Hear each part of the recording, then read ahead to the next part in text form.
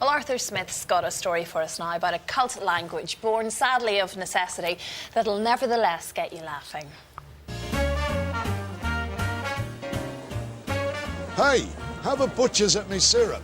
Butcher hook, look, syrup of figs, wig. Cockney rhyming slang, me old China. Most people get it, but what about this lost language? How Bona Tavade, you dolly old eek. Don't have a clue. Are you speaking Welsh? What is it? I don't know. Are you speaking German? Probably Hebrew, isn't it? You've got excellent lallies. Thanks. Legs, eh? No one seems to have the foggiest idea what I'm on about. And actually, nor do I. In fact, it's Polari. I'd half heard of this strange coded language, but author Dr. Paul Baker knows it back to front, including the difference between dolly and cod. It's a mixture of different types of languages. One of the earliest connections is with a form of language called cant, which was mainly used by criminals in the 17th century. There's also a form of it called Polari, and that was used by lots of travelling, itinerant and stigmatised sets of people. And they had to find a way to speak together, to communicate in secret. The private language of Polari stayed just that. It persisted mainly amongst theatrical people and in the gay community, but was never widely used.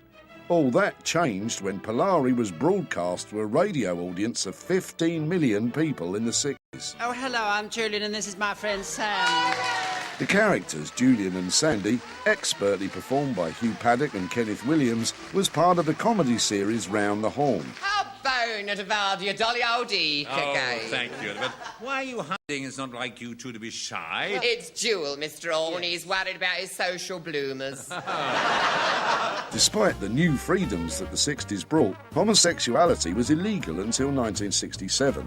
Some of the audience suspected that the characters Julian and Sandy were gay, and their use of Polari confirmed it to those in the know. The gay community at that time felt it needed a code for protection.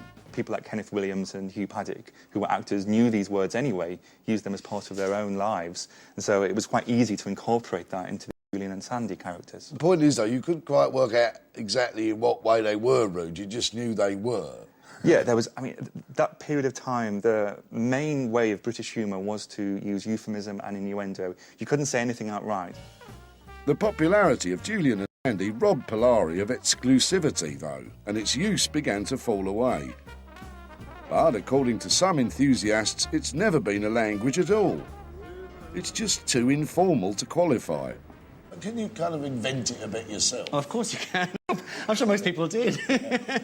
I think there's certain words that everyone kind of agrees on. So Bona means good, and dolly means, you know, beautiful, and eek means face. And then there's words then that then became part of, you know, everyday English, like naff, bevy.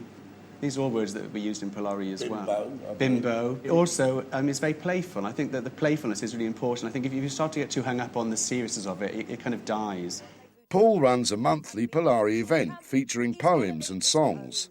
Dolly is eek, capello and shining clothes. It's popular with a younger crowd, proving that there's life in the old Polari dog yet. For something that was very, very unfashionable for a long time, it's sort of coming back in again. I mean, we're getting people coming along to the night who were, you know, 60, 70, and we're getting people who were like 17, 18 students. So, Polari is one of those secret languages that tells us about a subculture, and it still just about exists. And to that, I say, fantabulosa.